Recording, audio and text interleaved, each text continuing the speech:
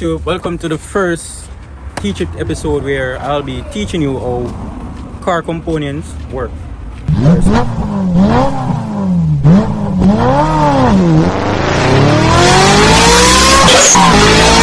Alright, so right here we have the pressure plate. So I'm basically teaching you how the pressure plate, clutch, and the flywheel works.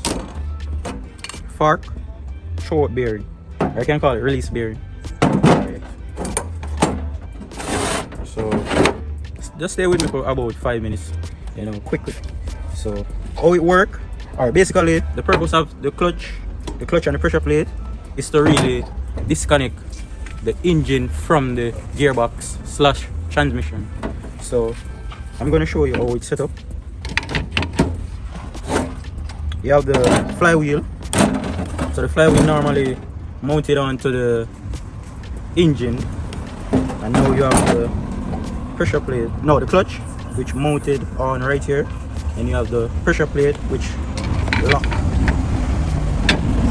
lock onto the flywheel. However, it sandwich the clutch together, So how it work? So normally when you press the clutch, normally when you're inside, you apply the clutch pedal. That called release bearing or short bearings mounted here. The fork. So normally the fork, when you press the clutch inside, the fork would move. You have a thing called a slave cylinder which push the fork.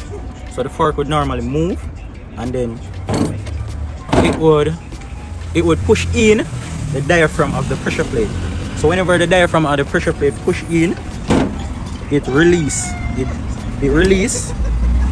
the pressure of the clutch.